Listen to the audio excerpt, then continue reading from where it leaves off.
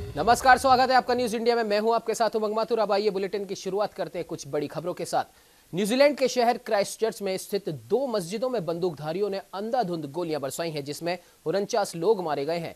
इस बात की पुष्टि न्यूजीलैंड पुलिस के अधिकारी माइक बुश ने की है। उन्होंने कहा कि दो मस्जिदों में हुई गोलीबारी में 49 लोगों की मौत हो गई है, जबकि 20 लोग गंभीर रूप से घायल हुए।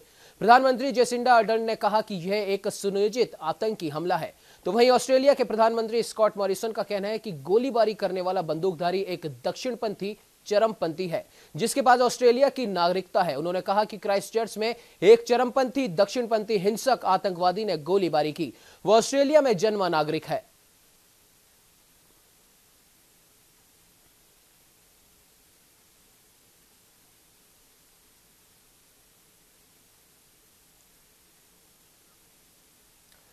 दक्षिणी मुंबई में एक रेलवे स्टेशन के पास पुल का बड़ा हिस्सा ढह जाने से 6 लोगों की मौत हो गई, जबकि 36 अन्य घायल हुए हैं। वहीं मरने वालों की संख्या और भी अधिक हो सकती थी, लेकिन सड़क पर रेड लाइट होने के कारण कई लोग इसमें बचे। बता दें कि जिस दौरान पुल गिरा था उस समय रेड लाइट के कारण ट्रैफिक रुका हुआ था। प्रसिद्ध सीएसएमटी स्टेशन के पास स्थित इस पुल को आमतौर पर कसाब पुल के नाम से जाना जाता है, क्योंकि 26/11 मुंबई आतंकवादी हमले के दौरान आतंकवादी इसी पुल से होकर गुजरे थे। महाराष्ट्र के मुख्यमंत्री देवेंद्र फडणवीस ने मृतकों के परिजन के लिए 5-5 लाख रुपए की अनुग्रह राशि की घोषणा की है। उन्होंने कहा कि 40 साल पुराने इस पुल के गिरने की जांच एक उच्च स्तरीय समिति करेगी और घायलों को 50-50 हजार रुपए की सहायता राशि दी जाएगी। उनके इलाज का पूरा खर्च सरकार उठाएगी।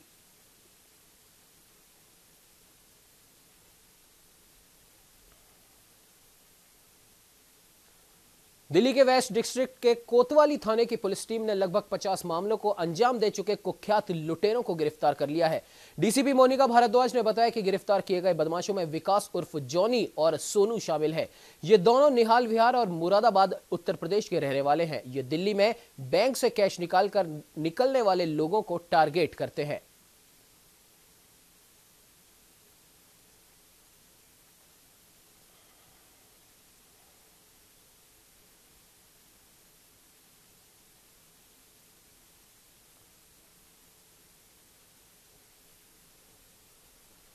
भारतीय जनता पार्टी के प्रदेश अध्यक्ष मदन लाल सैनी ने मुख्यमंत्री अशोक गहलोत के बयानों पर पलटवार करते हुए कहा कि गहलोत को भी सेना की कार्रवाई पर लगता है कि संदेह है। कांग्रेस पार्टी केवल एक परिवार की भक्ति करने वाली पार्टी है, उन्हें सेना के शौर्य और पराक्रम पर भी विश्वास नहीं है।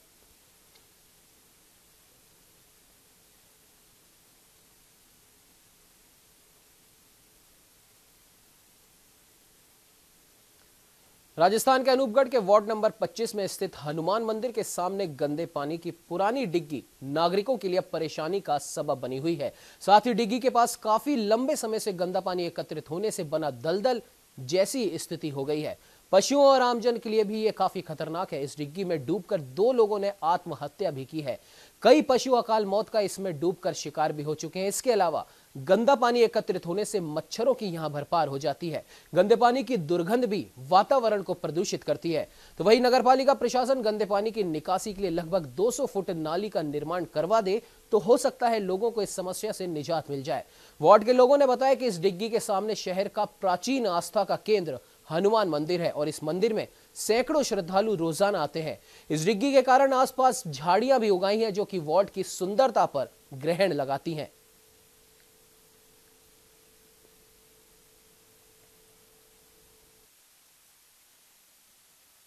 2015 में मेरे पार्षद के कार्यकाल के दौरान यह नाला जो बनाया गया था और इस पानी की निकासी जो है रेलवे स्टेशन के पास की गई थी, लेकिन एक छोटा सा नाली का टुकड़ा जो कि उधर से अगर इधर जुड़ जाए तो फिर ये जो डिग्गी का पानी जो हमेशा के लिए खत्म हो जाएगा, लेकिन नगर पालिका ने आज तक इस काम को नहीं किया, ना ही वर्तमान पार्षद इस पर कोई ध्यान दे रहे हैं। सुप्रीम कोर्ट ने देहरादून के सुभारती मेडिकल कॉलेज के करीब 300 छात्रों को राहत देते हुए उन्हें 3 सरकारी मेडिकल कॉलेजों में शिफ्ट करने के लिए कहा है। साथ ही कोर्ट ने 23 जनवरी के उस आदेश में भी बदलाव कर दिया है, जिसमें इन छात्रों को 3 सरकारी व 2 निजी मेडिकल कॉलेजों में शिफ्ट करने का आदेश था। गत वर्ष दिसंबर में सुप्रीम कोर्ट ने राज्य सरकार को सुभारती मेडिकल कॉलेज को टेक ओवर करने के निर्देश दिए थे।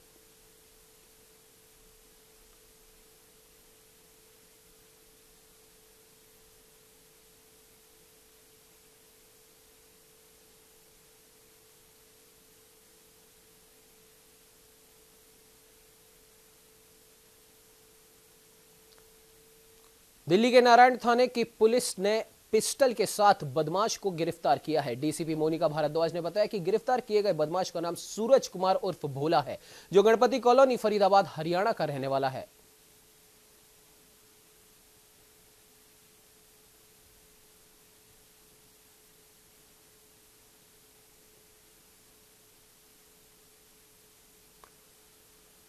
राजस्थान के sambar lake sambar salt limited company के पीएसपी प्लांट में काम करते समय 50 वर्षीय एक महिला मजदूर सीता देवी की नमक में दबने से मौत हो गई। घटना का पता चलते ही कर्मचारी महिला को सामुदायिक स्वास्थ्य केंद्र सांभर लेक लेकर पहुंचे, जहां चिकित्सकों ने महिला को मृत घोषित कर दिया। वहीं मौके पर सॉल्ट के अधिकारी व ठेकेदार के न पहुंचने पर मृतिका के परिजनों ने हंगामा किया। सूचना मिलने पर पुलिस भी मौके पर पहुंची और घटनास्थल का मौका मुआयना किया।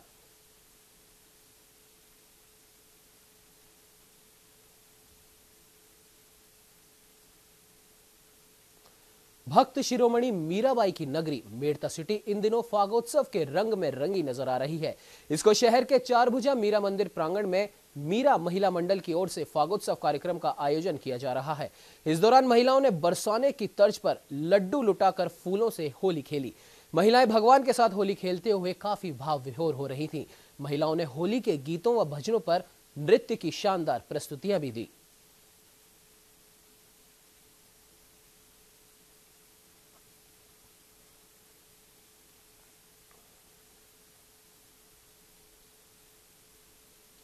उत्तर प्रदेश के बरेली में स्थित बहेड़ी थाना क्षेत्र के नजरगंज गांव में दो समुदायों के बीच हुई मारपीट में एक व्यक्ति की मौत हो गई, जिसके बाद से गांव में भारी तनाव का माहौल है और इलाकाई पुलिस ने मौके पर पहुंचकर मुआयना किया। मामला खाली प्लॉट में जानवर बांधने को लेकर था।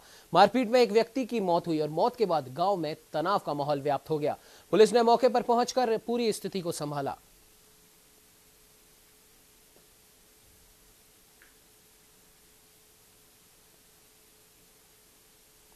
उत्तर प्रदेश के सीतापुर में शौच के लिए गई छात्रा के साथ गैंगरेप का एक मामला सामने आया है, जिसके बाद छात्रा को गंभीर हालत में लखनऊ रेफर किया गया।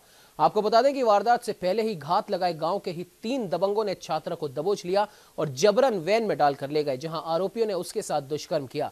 ऐसे में गंभीर हालत में छात्रा ने परिजनों को आपबीती सुनाई, जिसके बाद परिजनों ने पुलिस को पूरे मामले की जानकारी दी और पीड़िता को अस्पताल में भर्ती करवाया।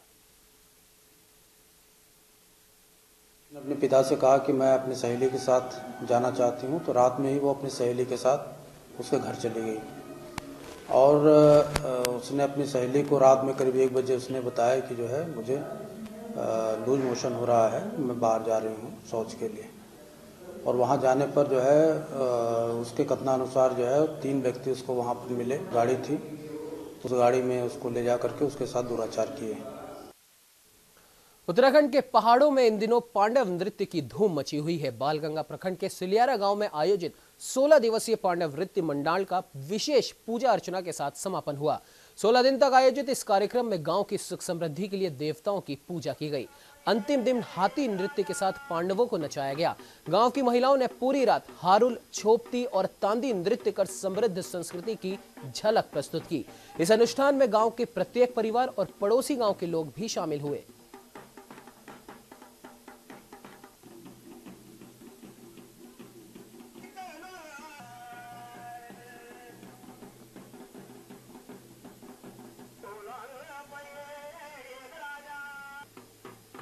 हमारे केमर क्षेत्र में मैं ये कह सकता हूँ कि हमारा गांव ग्राम सिलियारा एक ऐसा गांव है जो कि अपनी पुरानी विरासत संस्कृति को बचाने का प्रयास कर रहा है, जिसमें कि पांडव नृत्य का कार्यक्रम हमारे गांव में विगत कई सालों से किया जा रहा है और यह कार्यक्रम 27 फरवरी से शुरू होकर आज 14 मार्च को समापन होने जा रहा है, जिसमें कि हमारे गांव की बहन बेटियां व हमारे क्षेत्र के अगल बगल के गांव की बहन बेटियां, नगरवासी सभी लोग एक साथ इकट्ठे होकर इस भव्य आयोजन में अपनी सहभागिता देते हैं।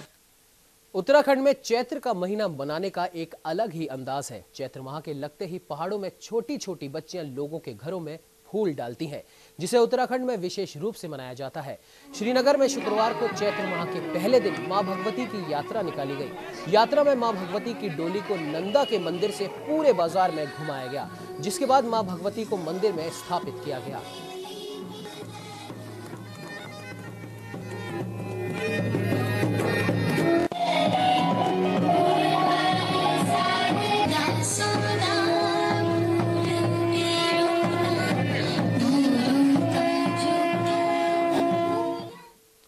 पहाड़ों में जमकर हो रही तेज बारिश और ओलावृष्टि के चलते जहां पहाड़ों में तापमान में ठंडक है, तो वहीं गुरुवार को हुई तेज बारिश के बाद पौड़ी के थैलीसेंड ब्लॉक के टीला गांव में मकान के ऊपर आकाशीय बिजली गिरने से 4 मजदूर घायल हो गए, जिसमें एक की हालत गंभीर बताई जा रही है। दरअसल ये सभी 11 मजदूर एक ही मकान में रह रहे थे। देर रात आसपास के लोगों की मदद से रेस्क्यू कर घायलों को बाहर निकाला गया और उपचार के लिए जिला अस्पताल पौड़ी लाया गया, जहां सभी का इलाज चल रहा है।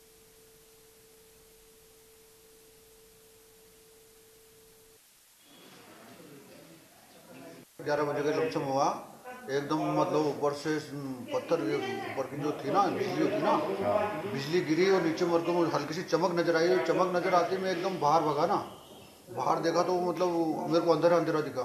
फिर देखा तो चारों तरफ मतलब दीवार, बीच वाली दीवार गिरी हुई थी। जो उधर के 2-3 बंदे नेपाल साइड के थे ना, ये भी दबे हुए थे। फिर इनको भी निकाला गया। फिर उसके बाद में फिर कुल मिला के हम नीचे आए, फिर गाड़ी की व्यवस्था हुई। फिर हमको करीब 1-1:30-2 बजे करीब यहाँ हॉस्पिटल लेके आए। बीजेपी सांसद व उत्तराखंड के पूर्व मुख्यमंत्री मेजर जनरल बीसी खंडूरी के बेटे मनीष खंडूरी शनिवार को कांग्रेस राष्ट्रीय अध्यक्ष राहुल गांधी की रैली के दौरान कांग्रेस में शामिल होंगे। मनीष की ज्वाइनिंग को लेकर बने सस्पेंस के बीच कांग्रेस प्रदेश प्रभारी अनुग्रह नारायण सिंह ने इसकी पुष्टि की है। इससे पहले यह तय हुआ था कि मनीष दिल्ली में ही ज्वाइन करेंगे, लेकिन आखिरी समय में पार्टी हाईकमान ने निर्णय बदला। मनीष खंडूरी के कांग्रेस में शामिल होने से पौड़ी सीट के समीकरण बदल जाएंगे।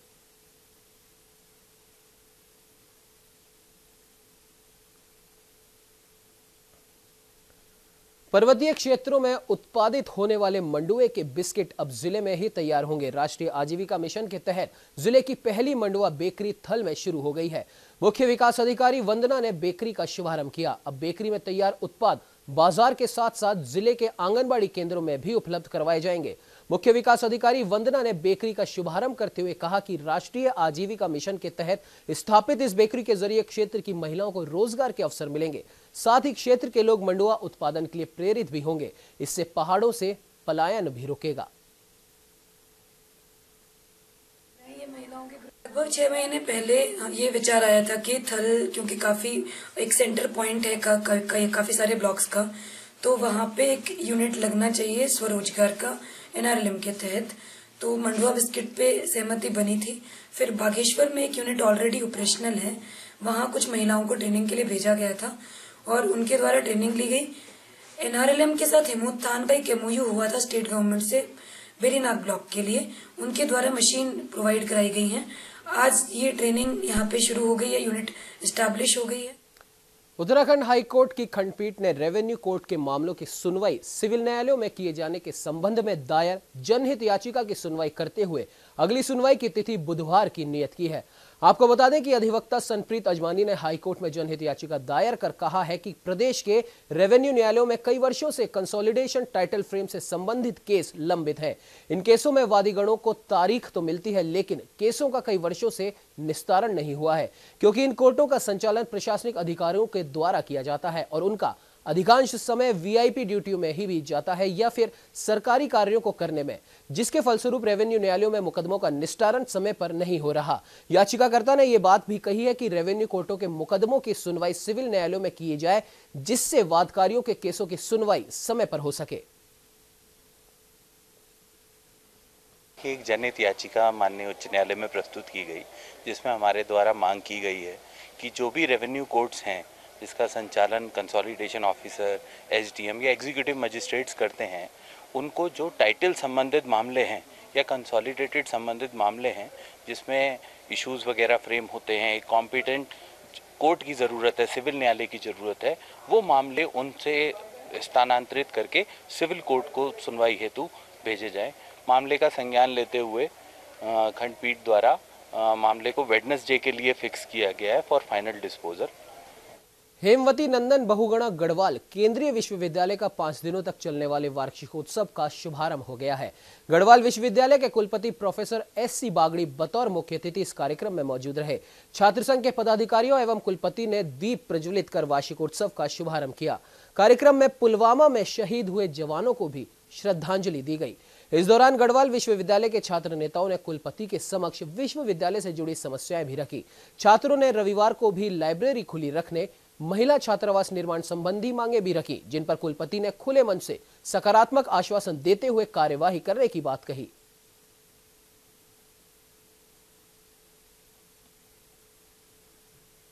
बेचारे एक छोटा सा रेडी रूम मांग रहे हैं, हम उसे पूरा ध्यान रखेंगे और उसको पूरा करेंगे, उसमें एसी भी लगाएंगे। और उसके बाद एक मांग और की है कि हमारा हॉस्टल कब बनेगा। उसके लिए हमने CPWD के खाते में पैसे भी जमा कर दिए। तो आशा है कि इस हॉस्टल में काम जल्दी शुरू हो जाएगा। और शुरू होने के बाद मैं समझता हूँ कि 2 साल के अंदर अंदर काम पूरा हो जाएगा और छात्रों को सिखा। भारत के मुख्य चुनाव आयुक्त द्वारा लोकसभा चुनाव की तारीखों की घोषणा के साथ आचार संहिता भी लागू हो गई है। इसी क्रम में जिला प्रशासन भी सतर्क हो गया है। जिलाधिकारी के निर्देशन में नगर पंचायत कर्मियों ने दिनेशपुर के मोतीपुर से शमशान घाट चौक तक फ्लैक्स, बैनर आदि उतरवा दिए हैं। इस दौरान अधिशासी अधिकारी संजय कुमार ने कहा कि भारत के मुख्य चुनाव आयुक्त द्वारा आचार संहिता लागू होने के बाद जिलाधिकारी के निर्देश पर दिनेशपुर नगर में जहां जहां पर फ्लैक्स व बैनर हैं, उन्हें वहां से हटाया जा रहा है। तो बैनर या होल्डिंग लगे हुए हैं, उनको हटाए जाने की 10 तारीख जब से आचार संहिता प्रभावी हुई है तब से हटाए जाने की कार्रवाई की है। अब तक यानी कि कहाँ तक किया गया है कार्य? ये 3 दिन में लगा। हमने जो है विभिन्न राजनीतिक दलों के जो है कांग्रेस और ये भारतीय राष्ट्रीय कांग्रेस और बीजेपी जिनके भी वो होल्डिंग हमें दिखाई दिए, हमने उनको सबको हटाया। उत्तराखंड के चमोली में सांस्कृतिक प्रतियोगिता का शानदार आगाज किया गया। प्रतियोगिता का शुभारंभ कुलपति US रावत ने दीप प्रज्वलित करके किया। आपको बता दें कि परिसर बनने के बाद पहली बार महाविद्यालयी सांस्कृतिक प्रतियोगिता आयोजित की जा रही है, जिसमें लगभग 42 कॉलेज भाग ले रहे हैं। वहीं इस अवसर पर कुलपति ने वरिष्ठ समाज सेवियों को भी सम्मानित किया।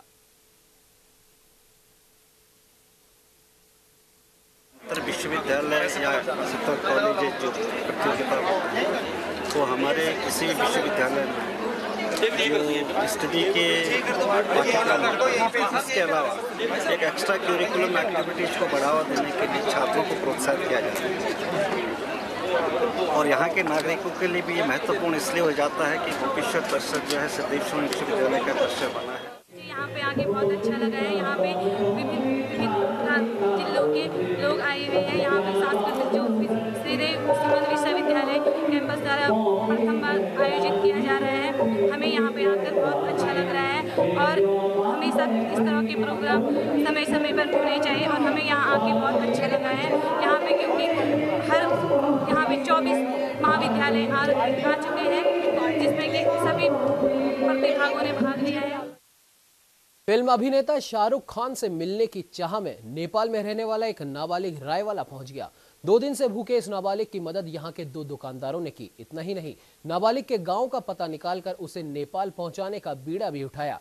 दोनों दुकानदारों ने गुवाहाटी तक तो टिकट दिलाया और कुछ पैसे देकर उसे घर पहुंचने तक मदद की। नेपाल के इलाम जगह का रहने वाला नाबालिग फिल्म अभिनेता शाहरुख खान को देखने और मिलने की चाह में नेपाल से भारत आ गया। ट्रेन में बैठकर वो कब देहरादून जिले के रायवाला गांव पहुंच गया, इसका उसे भी पता नहीं चला।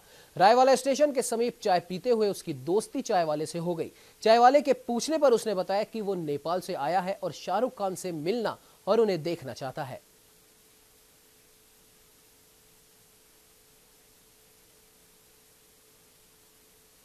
नेपाल से कोई लड़का आया था, नाम शेरपा उनका नाम था, और वो उन्होंने वहाँ फिल्में देखी होंगी शाहरुख खान की, तो उनको उससे प्रभावित हो कि वो उनसे मिलने की ललक में मुंबई चले आने का उनका वो था। लेकिन वो पहुँच गए यहाँ उत्तराखंड देहरादून में। तो मेरे को एक बंदे ने बताया कि यहाँ पे एक लड़का आ रखा है, ऐसी बात है कि उसके पास ना तो किराया था ना खाने पीने के पैसे थे। तो हमने सोचा उसकी मदद करनी चाहिए और उसको उसके घर भेजना चाहिए। बड़ी खबर आ रही है राजस्थान की राजधानी जयपुर से। जयपुर नगर निगम मुख्यालय में एसीबी की टीम के पहुंचने पर निगम में मचा हड़कंप। जांच के सिलसिले में पहुंची थी एसीबी की टीम। पूर्व मेयर ज्योति खंडेलवाल के मामले में पहुंची टीम। 2018 में एसीबी में हुआ था मामला दर्ज। हम आपको बता दें कि बड़ी खबर राजधानी जयपुर से, जहां नगर निगम मुख्यालय में पहुंची एसीबी की टीम और टीम के पहुंचने पर निगम में मचा हड़कंप। एसीबी की टीम जांच के सिलसिले में पहुंची निगम। पूर्व मेयर ज्योति खंडेलवाल के मामले में पहुंची थी एसीबी की टीम। 2018 में एसीबी में मामला हुआ था दर्ज। बड़ी खबर राजधानी जयपुर से, जहां नगर निगम मुख्यालय में एसीबी की टीम पहुंची। टीम के पहुंचने पर निगम में मचा हड़कंप। जांच के सिलसिले में पहुंची एसीबी की टीम। पूर्व मेयर ज्योति खंडेलवाल के मामले में एसीबी की टीम पहुंची नगर निगम। 2018 में एसीबी में हुआ था मामला दर्ज। हम आपको बता दें, बड़ी खबर आ रही है राजधानी जयपुर से, जहां एसीबी की टीम पहुंची नगर निगम मुख्यालय। टीम के पहुंचने पर निगम मुख्यालय में मचा हड़कंप। जांच के सिलसिले में पहुंची एसीबी की टीम। पूर्व मेयर ज्योति खंडेलवाल के मामले में पहुंची एसीबी की टीम। 2018 में आपको बता दें एसीबी में मामला हुआ था दर्ज।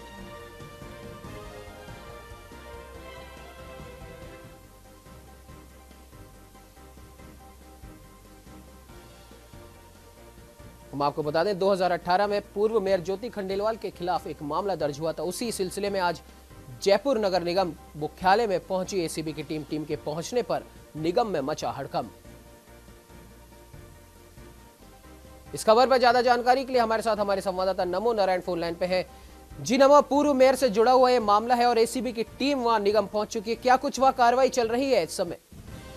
उमंग, मैं आपको बता दूं, पूर्व मेयर ज्योति खंडेलवाल हैं। उन्होंने नगर निगम से संबंधित आधा दर्जन से अधिक शिकायतें एसीबी में की हैं, जिनमें कई परिवारों में जांच चल रही है और 1-2 मामलों में एसीबी ने एफआईआर भी दर्ज कर ली है। उमंग, जो इस पे ये पूर्व मेयर ज्योति खंडेलवाल थी, उन्होंने एसीबी में निगम के जो अधिकारी हैं उनके खिलाफ शिकायत की थी, जिनमें ठेके पर लगाए गए कर्मचारियों के ईएसआई और पीएफ का कोई घोटाला है। वहीं उद्यान शाखा में अधिकारियों ने मिलीभगत करके कुछ घोटाले किए थे, उस संबंध में भी शिकायतें की थी। वहीं फायरमैन कर्मचारी जो होते हैं ठेके पर लगाए होते हैं, उनमें भी अधिकारियों की मिलीभगत और पीएफ और जो ईएसआई का जो उनको घोटाला था, उस संबंध में भी कई शिकायत उन्होंने कर रखी है। वहीं सबसे बड़ी बात जो थी वो थी अवैध निर्माण को लेकर जो अधिकारियों की मिलीभगत होती है, उस अधिकारियों की मिलीभगत जो अवैध निर्माण है उनमें अधिकारियों की मिलीभगत को लेकर भी कई परिवार दर्ज करवा रखे थे। इस संबंध में नगर निगम की टीम, जो एसीबी की टीम, वो नगर निगम मुख्यालय पहुंची है। इन सभी जो मामले हैं, जो सभी परिवार और जो एफआईआर है, उनसे संबंधित जो शाखाएं उनका नगर निगम की में एसीबी ने दबिश दी है और फिलहाल जो है दस्तावेज बरामद किए हैं। उमंग जी नमो, तो अब आगे आपको क्या लगता है, क्या कुछ कार्रवाई हो सकती है? हाँ उमंग, देखिए, अभी जो एसीबी है पूरे मामले की जांच कर रही है। जिस तरीके की शिकायत की थी उस प्रत्येक शाखा से एसीबी जो दस्तावेज बरामद कर रही है। अब इसमें जो भी तफ्तीश में सामने आएगा निश्चित रूप से कार्रवाई होगी। वहीं इस मामले में पूर्व मेयर ज्योति खंडेलवाल के बयान भी दर्ज हो चुके हैं। जो सारे परिवार थे उनमें एसीबी उनके बयान भी ले चुकी है। जी बिल्कुल नमो, अब ये आगे देखने वाली बात होगी कि अभी तो कार्रवाई चल रही है, आगे क्या कुछ इसमें निकल के आता है। इस खबर पे तमाम जानकारी देने के लिए आपका बहुत बहुत धन्यवाद।